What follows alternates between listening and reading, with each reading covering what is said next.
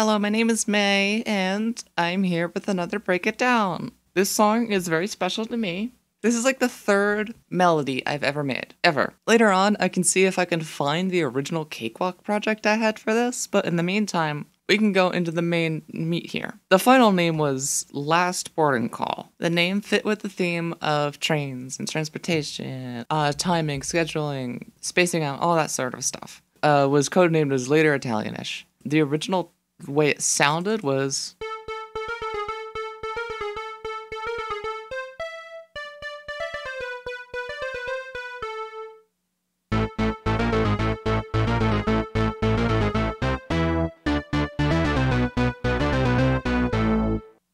That's it. Very simple, but that was stuck in my head for a full year. Half year, I guess, at this point.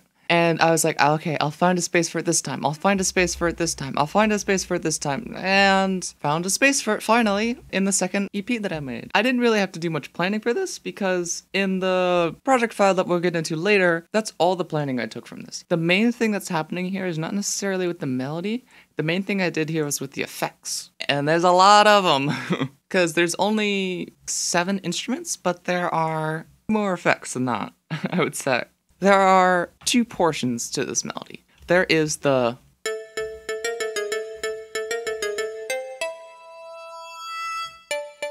There's that part, and then there is...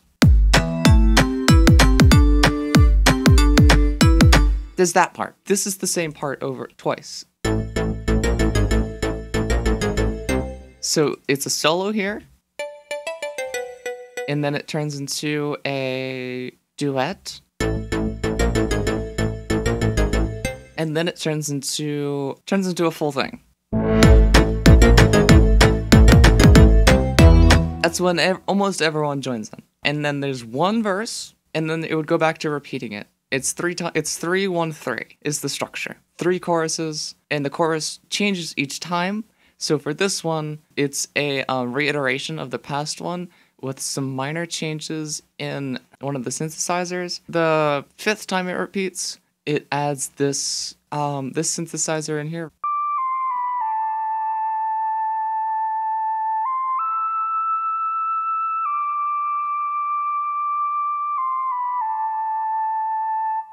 Spooky, isn't it? That's why it's called Spooky.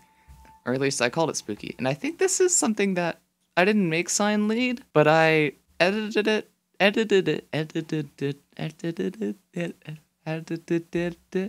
I made edits to it.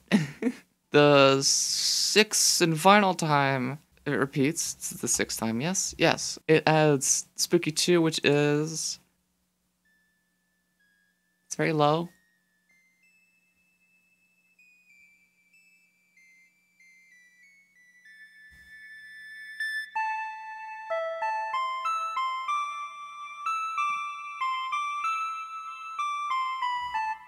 So when that plays with the original Spooky,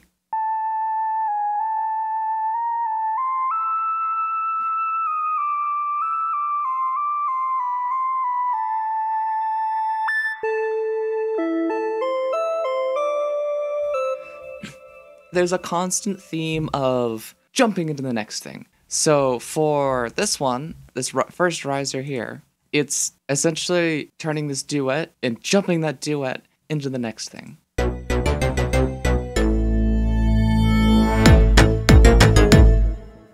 And this riser is something that I've actually used way more than even something like Circus 2. And by riser, I mean it's just a test tone that I've made edits to. But it's just like a consistent tone. Let's go through some of the instruments. There is one bass here, which it took me a long time to find the bass that I actually wanted to use. But there are 3 basses. There's one... This one is a sequencer. This one is the one that gives it the most texture when it repeats.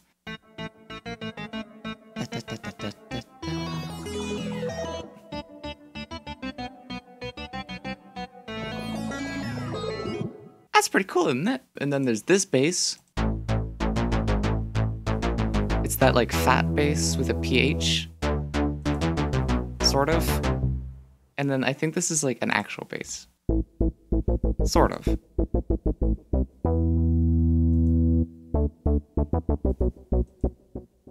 And then this is a bass that I didn't end up using. Ah!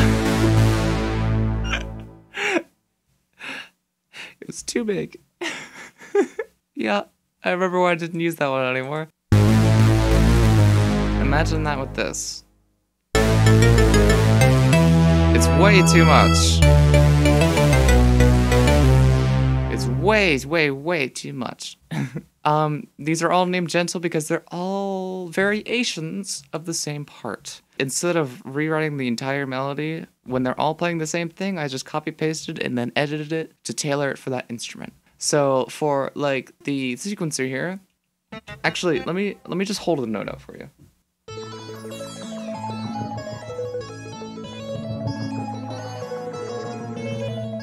That's me holding a note out. And to get different ways that it's textured, I had to time it slightly differently.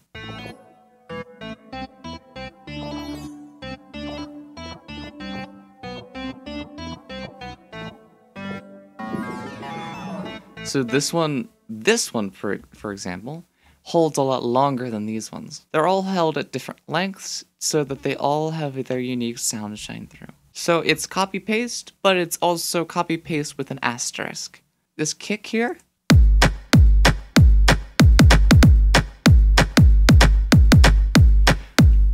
unlike most of the tracks I make, the kick came last.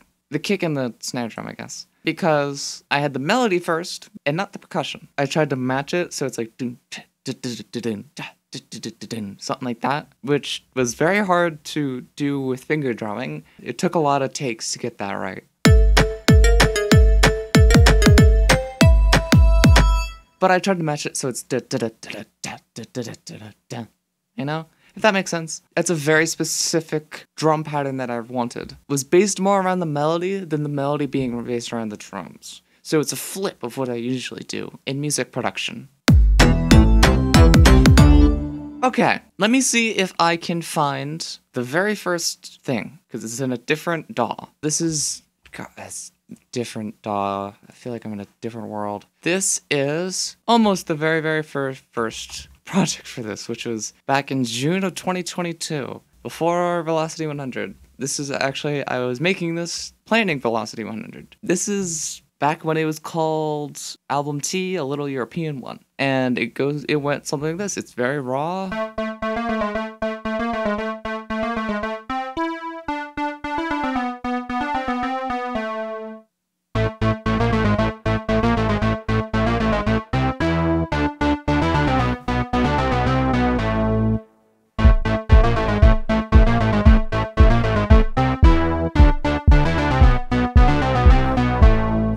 This isn't, hold on, this isn't the actual one I'm thinking of. This is later.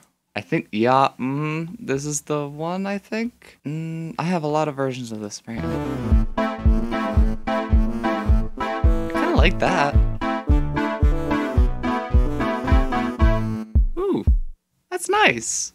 That was like kind of my original idea, I guess. This is the 4th version of that, so I guess it was...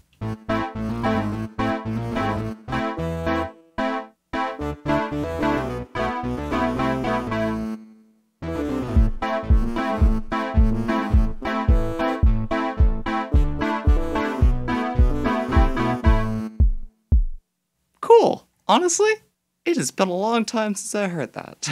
It's a little trip down memory lane. Okay, this is the earliest one I could find. And I think this is all of the ideas that I took to make it.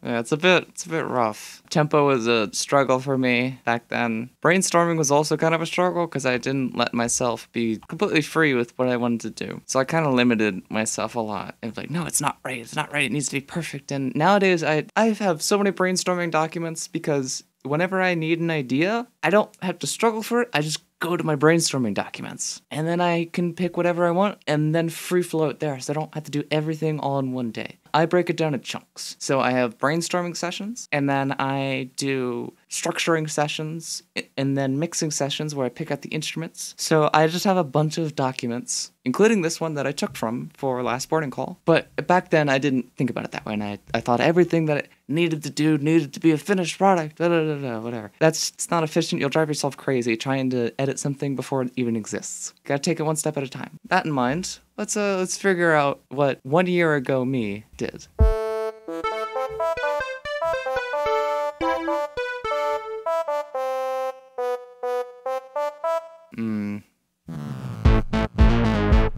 I think this was the verse.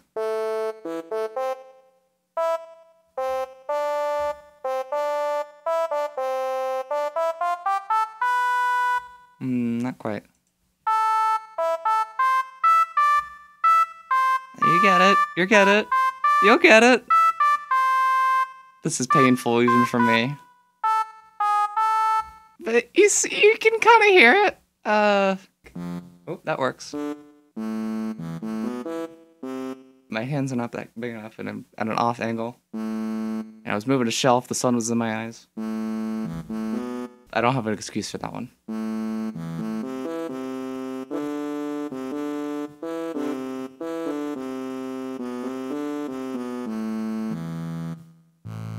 Something like that was what I was going for. So this song was always, from its original conception, supposed to be repetitive, it's supposed to be iterative, it's supposed to use the same phrase, and then iterate off of it. I take this now as early ideas. I keep this around for projects like this to remind me of what I could do better, some things I could improve on, and just to remember where I've been, like looking back. It's nice to look back sometimes. Oh, I'm getting like teary-eyed now. Let's look at some early concepts. More early concepts. I'm just freeballing at this point.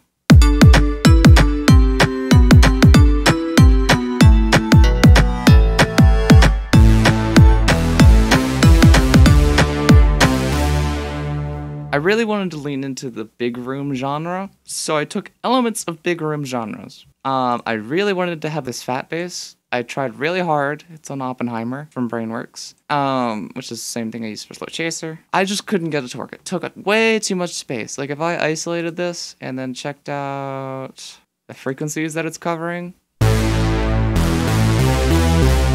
it's freaking all of them. What space is there in this mix? If I put a frequency analyzer on this, where's this part?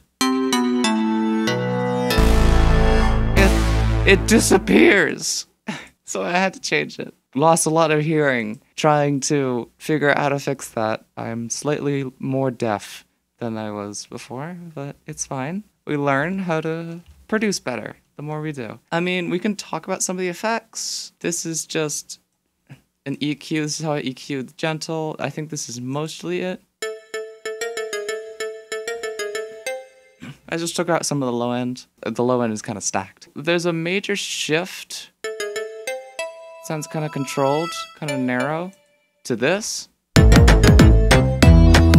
is that I have on a toggle here somewhere, a toggle for these effects. As it goes from here, it sounds more to these effects as the song builds up. So I believe this is it. And this is just a bunch of reverb.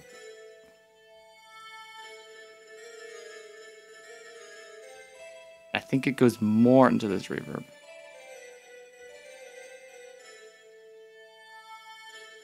No, never mind. Let's say... Okay. This is just the effects. And this is before the riser. There's nothing. And then it turns on. If I solo both of them...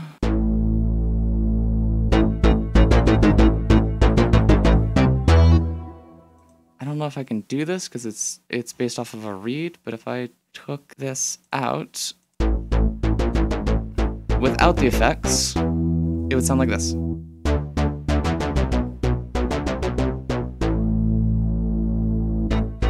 Exactly the same. So, with the effects here,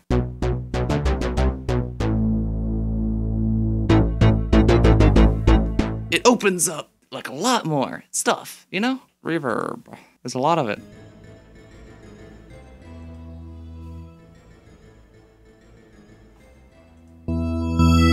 Ah, PM effects. What goes to PM effects? Pre-master. Okay, so without the pre-master effects,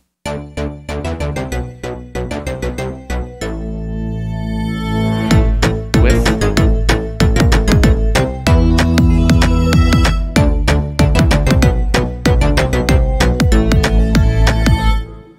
there's a slight difference.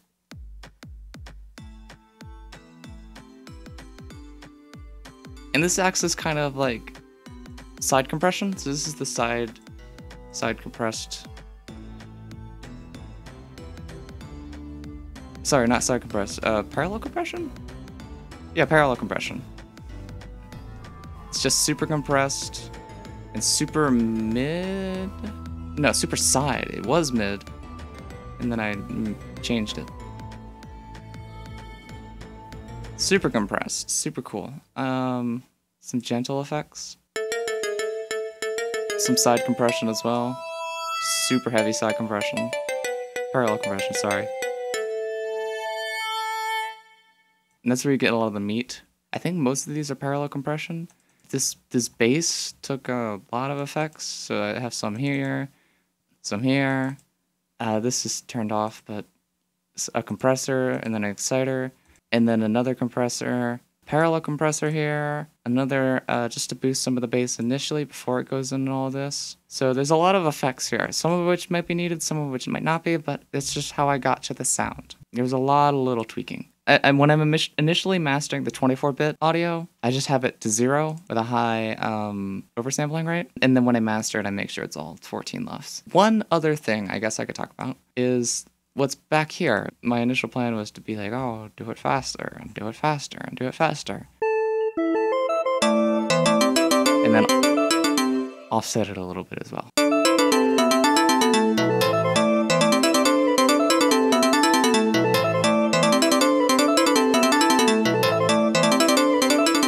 And then it would just keep getting faster and faster and faster, and then it would just drop.